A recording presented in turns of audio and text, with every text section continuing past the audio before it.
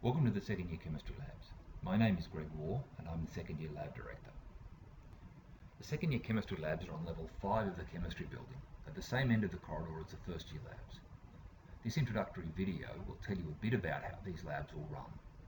You must watch this video and answer the short quiz about what you've seen before you can access other important parts of this Blackboard site. As part of this lab course, you must attend 8 lab sessions in weeks 1 to 8. Labs run from 1 p.m. to 5 p.m. Make sure that you turn up ready to start at 1 p.m. You'll be rotating through 5 different experiments in this lab course. 2 experiments will run for 1 week and 3 will run for 2 weeks. The 2-week experiments may not be held in consecutive weeks. All students will complete experiment 1 in week 1. You will then rotate through the other experiments according to your group. Your timetable tells you which group you're in. The lab classes are full, so we cannot allow students to swap between days or catch up on missed labs. It's therefore essential that you attend the day for which you've been timetabled. If you absolutely must change lab days for 1 week, you must contact me at least a week in advance to try to organise this swap. If you just turn up at the lab, you won't be allowed in. Make sure you familiarise yourself with the lab program folder on Blackboard, as it contains all the essential information you'll need for this course, including pre-work quizzes, the folder for report submission, and other important information like appendices on lab technique. This year, you're expected to be able to use ChemSketch or a similar structure drawing program, and Excel or a similar spreadsheet and graphing program. Information about these can be found in the training folder. This contains a link to video tutorials on ChemSketch and Marvin Sketch and the enrolment page for the Excel learning site. You should try to do this training as soon as you can.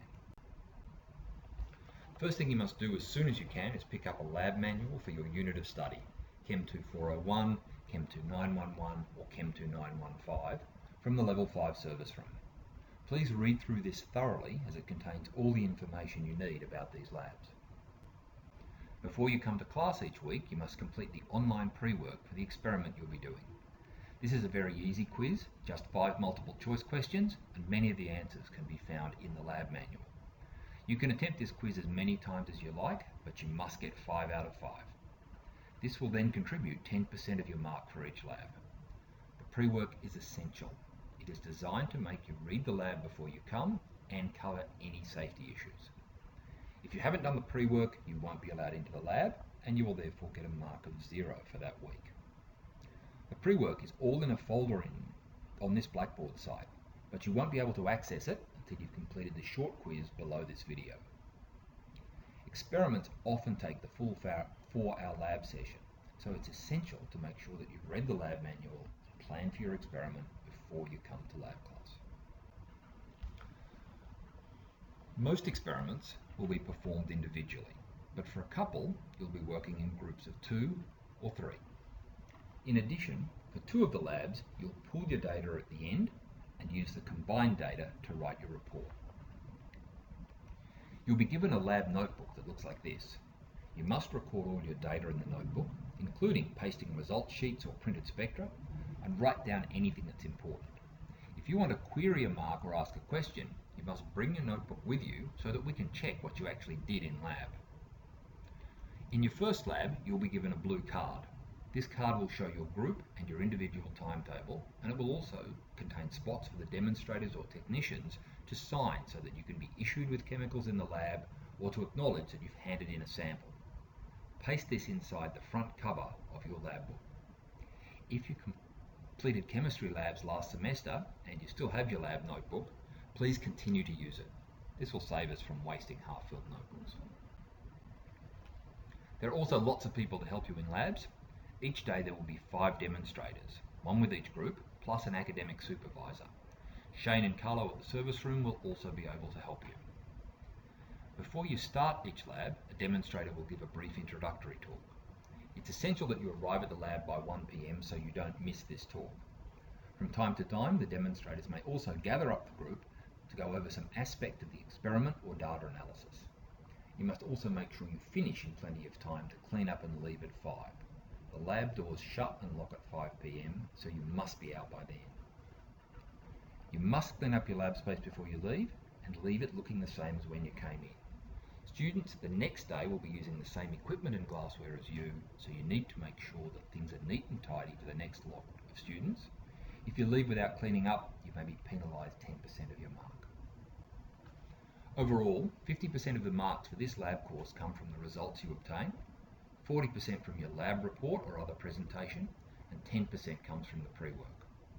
More information about the breakdown of marks can be found in the lab manual.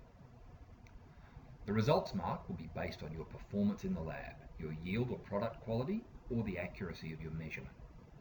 The report mark will be based on how you write and present the report and consider the discussion questions. Your report is submitted, marked, and feedback returned to you on Blackboard through Turnitin. You must view a short video on report submission and complete the associated quiz before you can submit any reports. There's lots of information about how to write reports in the lab manual and on Blackboard, so make sure you consult it. During the first week of lab, your demonstrator will also provide some training about lab reports, and your first short report is directly related only to these aspects. The Blackboard site also has a short video like this one and an associated quiz to help you prepare your laboratory reports. It's essential that you think about and work safely whenever you're in the lab.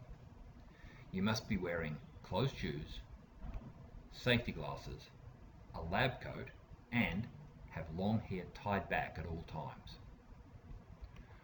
Whenever you step out of the lab, even if it's just to go to the toilet, you must take off your lab coat.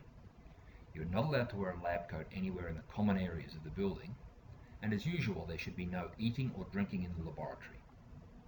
You're also not permitted to use your mobile phones while you're in the lab. If you absolutely must take a call, please step outside. The only exception to this rule is that you may use your camera to photograph some results for your report, such as your TLC plates in Experiment 5. There's a safety map in the lab manual which will help you identify all important safety features. You must complete this map and have it signed by a demonstrator when you first come to lab and before starting any experimental work. One aspect of safety that we need to keep track of is who is in the lab at all times in case of an evacuation.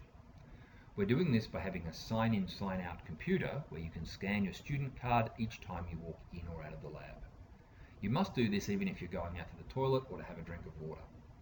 The computer will record your attendance in the lab, but we will not record any further information. We are only collecting this information for safety. If you don't have your student card with you, you can type in your SID. That's it for now. You can look forward to coming to lab and doing some fun experiments this semester. Right now, make sure you do the quiz just below this video, and remember to pick up your lab manual and do your pre-work before you come to your first class. Don't forget to watch the video and complete the quiz on report submission before you're ready to complete your first report.